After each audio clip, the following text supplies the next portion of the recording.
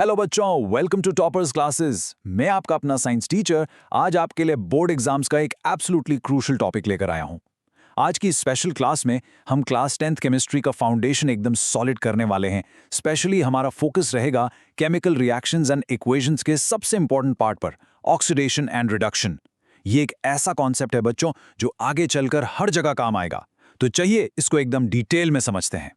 आज की जबरदस्त क्लास का लेक्चर इंडेक्स देख लेते हैं।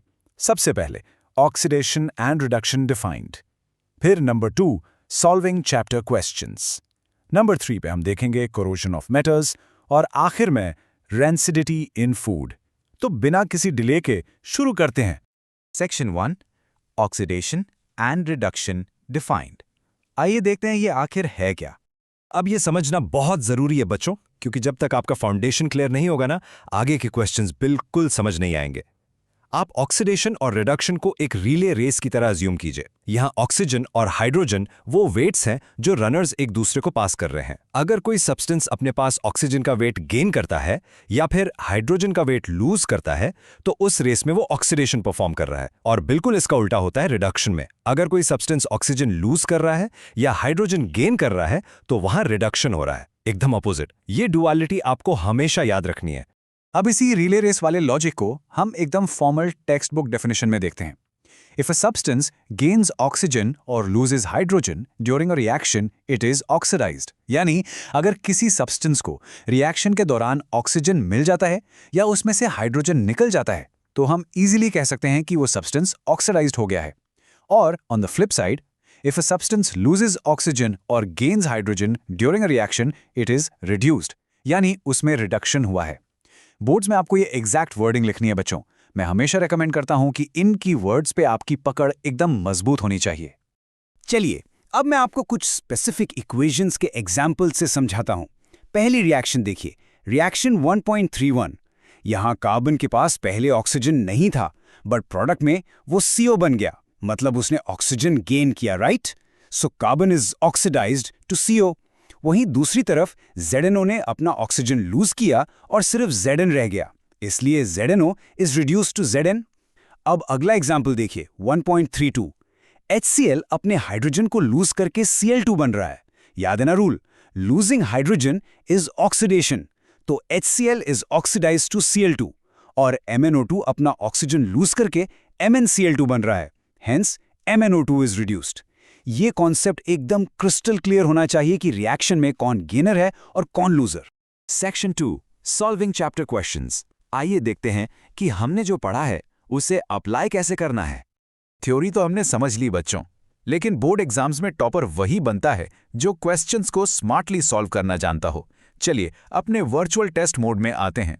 पहला क्वेश्चन देखिए, Why does the color of copper sulfate solution change when an iron nail is dipped in it?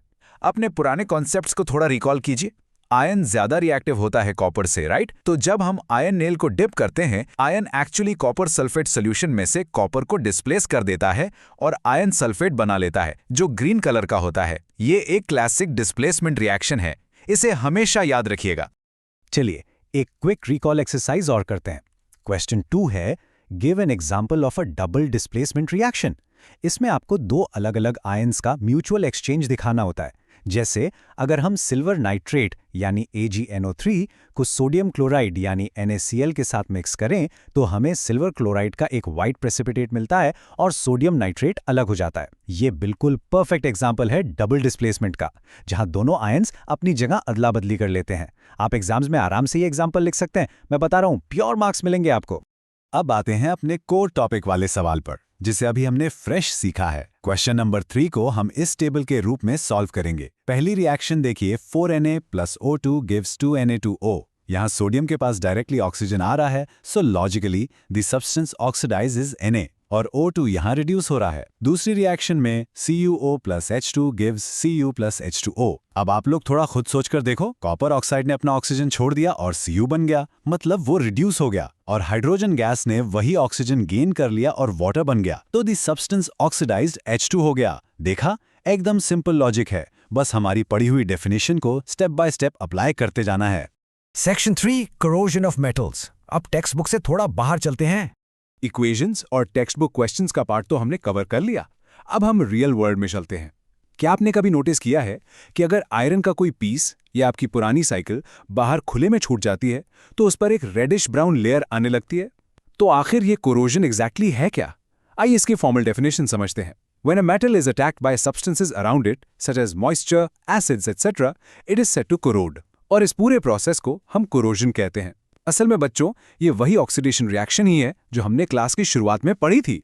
बस फर्क इतना है कि ये नेचुरली बहुत स्लो रेट पर हमारे आसपास हो रही होती है।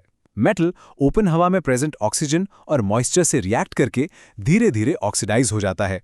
अब एक टिप देता हूं, बोर्ड एग्जाम्स में इस स्पेसिफिक टॉपिक से एक एमसीक्यू या 1 मार्क क्वेश्चन पक्का एक्सपेक्ट कीजिएगा। मैं आपको स्ट्रांगली सजेस्ट करता हूं कि इन कलर्स को अच्छी तरह मेमोराइज कर लीजिए। जब आयरन कोरोड होता है तो उस पर रेडिश ब्राउन पाउडर जमा होता है, जिसे स्पेसिफिकली हम रस्टिंग कहते हैं। जब सिल्वर कोरोड होता है यानी टार्निश होता है तो उस पर एक ब्लैक कोटिंग आती है और कॉपर आर्टिकल्स पर कोरोजन के बाद एक ग्रीन कोटिंग बन जाती है। ये तीनों स्पेसिफिक ऑब्जर्वेशंस आपके एग्जाम्स के लिए हाईली टेस्टेबल हैं बच्चों, इन्हें बिल्कुल मत भूलना। और ध्यान रखिए, ये कोरोजन कोई छोटी मोटी नेचुरल फिनोमेना नहीं है। इसकी वजह से दुनिया भर में मैसिव डैमेज होता है।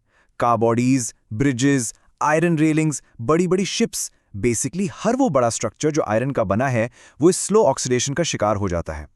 हर साल millions and billions of dollars यानी एनॉर्मस अमाउंट्स ऑफ मनी सिर्फ इस करोड़ वेट डैमेज्ड आयरन को रिप्लेस करने में खर्च करना पड़ता है। तो ये केवल केमिस्ट्री का कॉन्सेप्ट नहीं है, इसका ग्लोबल इकोनॉमिक इंपैक्ट काफी ज्यादा सीरियस है। सेक्शन 4 रैंसिडिटी इन फूड। चलिए देखते हैं फूड के केस में क्या होता है। अब मेटल से थोड़ा आगे बढ़ते हैं। क्या आपने कभी पुराने तेल या फैट वाले खाने को सूंघा है जिसमें से एक बड़ी अजीब सी खराब स्मेल आती है? ये रैंसिडिटी आखिर क्या बला है? डेफिनेशन देखिए। When fats and oils are oxidized, they become rancid and they smell and taste change. यानी जब हमारे खाने में मौजूद फैट्स और ऑयल्स हवा के ऑक्सीजन से रिएक्ट करके ऑक्सीडाइज्ड हो जाते हैं तो वो रैंसिड बन जाते हैं। इस प्रोसेस में ऐसे केमिकल चेंजेस आते हैं जिसकी वजह से खाने का स्वाद और महक दोनों बिल्कुल खराब हो जाते हैं। यहाँ भी ध्यान दीजिए, हमारा मेन कल्प्रिट वही ऑक्सीडेशन ही है, बस अब वो किसी मेटल के बदले आपके खाने के आइटम के साथ हो रहा है। तो आखिर ये चिप्स या बिस्किट्स के मैन्युफैक्चरर्स इस रैंसिडिटी से अपने प्रोडक्ट्स को बचाने के लिए करते क्या हैं? वेल, वो मेनली 3 मेथड्स का यूज करते हैं। First, add antioxidants to foods. ये ऐसे केमिकल सब्सटेंसेस हैं जो नेचुरली ऑक्सीडेशन को रोकते हैं। Second, keep food in airtight containers. Simple सी बात है, जब कंटेनर में बाहर की हवा ही नहीं आएगी तो ऑक्सीजन कहाँ से आएगी और उसकी वजह से ऑक्सीडेशन स्लो हो जाएगा। और थर्ड, जो एक बहुत ही फेमस बोर्ड एग्जाम क्वेश्चन भी है, flush bags like chips with nitrogen gas. जो चिप्स आप लोग मजे से खाते हैं ना, उनके पैकेट में हवा नहीं बल्कि नाइट्रोजन गैस भरी जाती है। ऐसा इसलिए क्योंकि नाइट्रोजन अनरिएक्टिव होती है और चिप्स को लंबे समय तक ऑक्सीडाइज होने से बचाती है। काफी स्मार्ट टेक्निक है ना? तो बच्चों, आज हमने मिलकर बहुत कुछ डिटेल में सीखा। ऑक्सीडेशन और रिडक्शन के बेसिक कॉन्सेप्ट से लेकर उनके रियल लाइफ इफेक्ट्स जैसे कोरोजन और रैंसिडिटी तक। अब आखिरी में मैं आप सबके लिए एक सवाल as a cliffhanger homework छोड़कर जा रहा हूं। Recall activity 1.1. A magnesium ribbon burns with a dazzling flame into magnesium oxide. थोड़ा सोचिए, is magnesium being oxidized or reduced in this reaction? अपना दिमाग लगाइए और रूल को अप्लाई कीजिए। इसी के साथ मैं आपका टॉपर क्लासेस का टीचर आपसे आज के लिए विदा लेता हूं। अच्छे से मेहनत करके पढ़ते रहिए और बोर्ड एग्जाम्स में एकदम फोड़ दीजिए। ऑल द बेस्ट बच्चों।